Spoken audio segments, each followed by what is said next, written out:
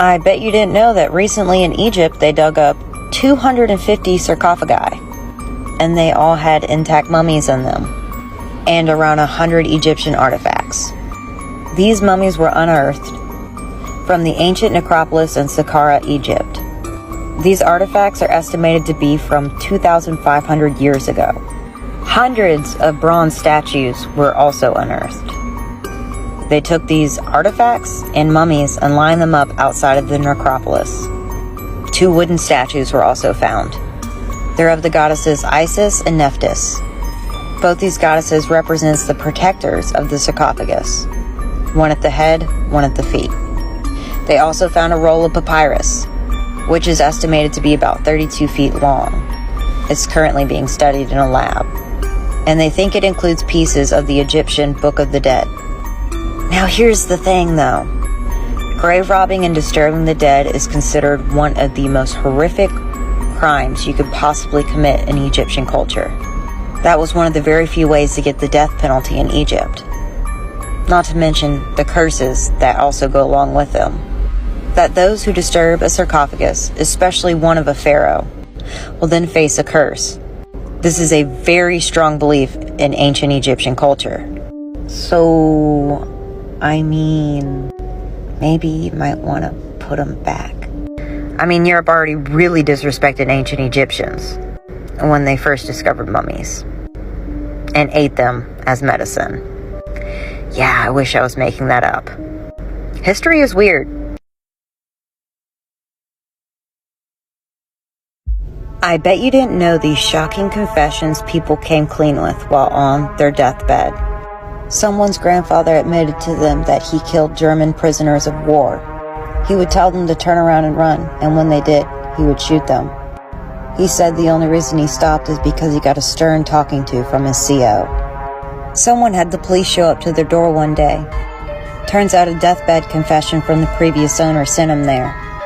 He said his lover had cheated on him, so he killed him and buried him in the basement, then sealed that section off with a wall so no one would find his body. After some investigating by the police, the lover's body was actually found. Someone's grandfather admitted that their grandmother's death was no accident. He took her on vacation and he pushed her into the rushing river. When the story was she fell. His reason for pushing her in?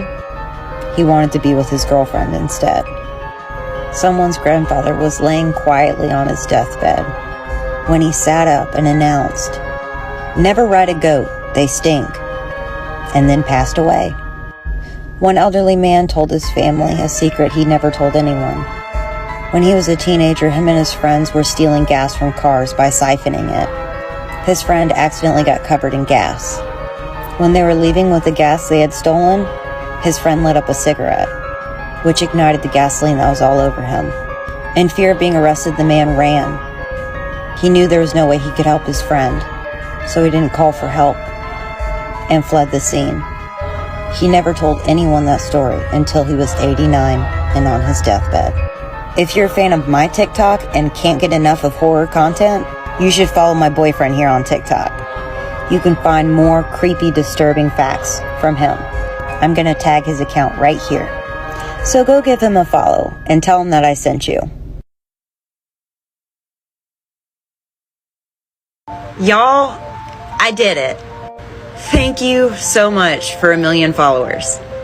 Nico's really excited too. I just wanted to make this video to tell you guys thank you. Thank you so much for all the absolutely amazing support y'all have given me. I started creating content on TikTok in January. I've had tons of ups and downs with the app, as you guys know if you've been following me. It's been crazy and chaotic at times, but also very awesome and very rewarding. I have the kindest and most supporting followers. I've met so many incredible people, and the support y'all have given me really means a lot. When I lost my bearded dragon Taijo, the outpouring love and support that y'all sent me was incredible. Y'all helping me welcome Nico into the family, and watching my lives, sharing and watching my content, supporting me on Instagram, YouTube, listening to my podcast. Being a content creator was just a hope that I had. And y'all are the ones who made it possible. So I just want to say thank you. I think Nico does too. I appreciate y'all. Y'all are amazing. And like I always say, I truly have the best followers. I love you guys.